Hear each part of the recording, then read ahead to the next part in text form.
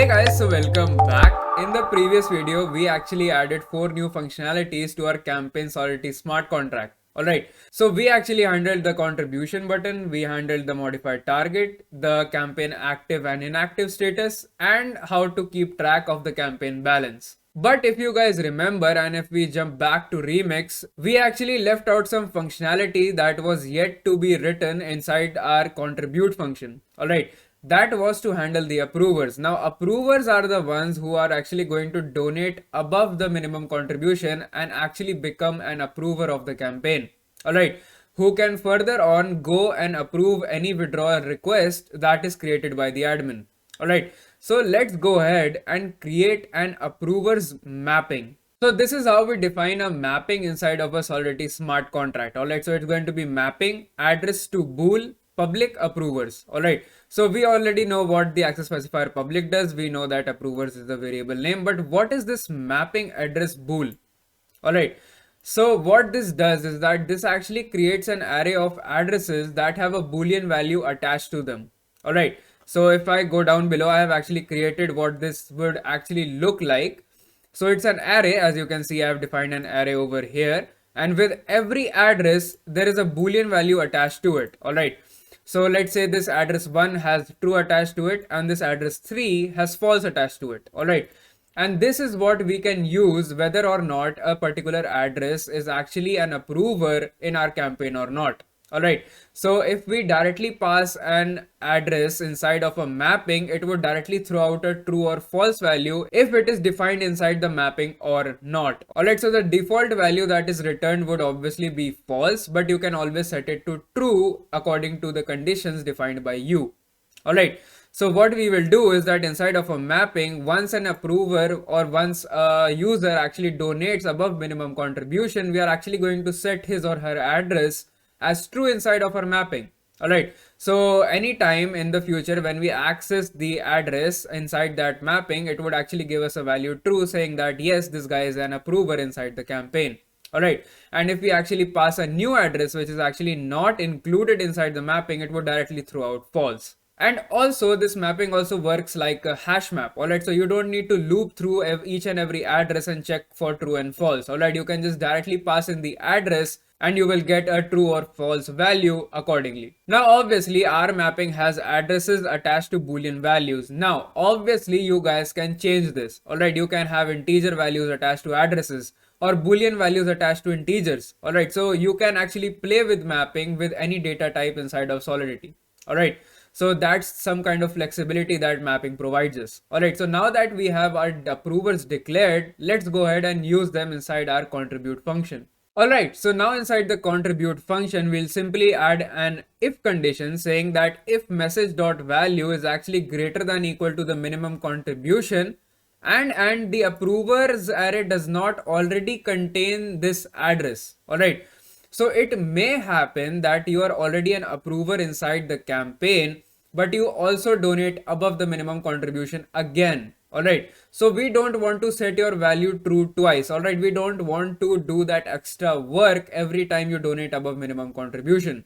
So what we will do is that we will actually check whether or not you are actually an approver already or not. And if you are not an approver, then we would simply add you inside that approvers mapping. And if you are already an approver, then we would simply just ignore adding you to the approvers mapping and simply take your contribution in. And I hope that you guys can recall that the MSG is actually the global variable from which we are actually grabbing the value which you define once you call a function. And then if the condition is actually true, that is he has donated above the minimum contribution and is not an approver already, so we would actually go inside our approvers mapping, which is an array. So, and we would just simply pass in the address, that is message.sender, and we would set that as true. Alright, now there is a true value attached with our sender's address. So now he has actually become an approver inside our campaign. And now obviously that we have our first approver inside a campaign, so I guess it's a good time to add and count for the approvers, that how many approvers actually the campaign contains. Alright, so we are actually going to define a new variable approvers count and we are just going to increment it. Alright, so approvers count plus plus. Alright, so let's go ahead and define this approvers count. So here I have defined the approvers count as an integer. Alright, so UN256 public approvers count. Alright, so now we have handled approvers inside of our campaign contract. Alright, so if we go back into our campaign page, we actually have most of the things handled. Alright, so we are actually handling the minimum contribution, we are keeping track of the manager, we are keeping track of the number of approvers, the campaign address, the campaign balance, the contribution now button, and modifying target, and keeping track of whether the campaign is active or not. Alright, so the only thing that is left is actually the requests, the withdrawal requests. So we actually now need to handle creating a withdrawal request, which would only be specific for the campaign admin, and viewing the withdrawal request that would be specific for everyone, and each and everyone who is an approver inside the campaign can actually approve an withdrawal request. So if we actually go ahead and click on the view withdrawal request, so this is what an actual withdrawal request would look like. Alright, and as you can see, it has quite some data. Alright, so it would have an ID, it would have a description, it would have the amount that the manager has defined which he wants to grab from the campaign balance, the wallet address to which this amount would actually get transferred to. So most of the time this would actually be the manager of the contract, and the approval count, that how many people have actually approved this specific withdrawal request. Alright, and obviously then it would also contain whether the request is actually approved by how many people, and whether or not this request is actually finalized by the admin. Alright, that is the manager, and this would only happen when the approver count has actually reached greater than or equal to 50%. So as you can see that one request itself has a lot of data. Alright, so it would actually be very convenient for us to define a request as a struct inside of our contract. So here I am back inside of Remix, and let's define a new struct request which would contain all the properties that a request must contain for our application. So here I have defined my struct request, and it contains string description, an integer value, an address of the recipient which is payable, because obviously actual cryptocurrency would be transferred to this address, so it must be defined as payable, and bool complete, whether or not the request is actually completed, and how many approval count it currently has, so an integer approval count, and another mapping which contains all the approvals, that is how many addresses have actually approved this specific request. Alright, so as you can see, a struct in here is actually creating a bundle of various different data types which you can access with a single variable. Alright, so you can actually access the description by simply writing request.description, and the same goes for all the other data types that are defined inside a struct. Alright, so it is basically a structure of different values, or you could also see this as an object with various properties. So obviously this structure only represents one single request. Alright, so let's create an array of this struct so that we can actually keep track of various requests. So as you can recall, in Solidity you can actually define an array by simply writing UN256 square brackets and then define the access specifier for it and then the variable name. And this actually declares an array of data type integer. Alright. But now that we have created a struct, so we have actually created our own data type. So our request is now an actual data type inside this contract. So if you have to define an array of struct, so what you can do is that you can simply write your data type that you have actually defined, that is request, square brackets, obviously the access specifier and the variable name.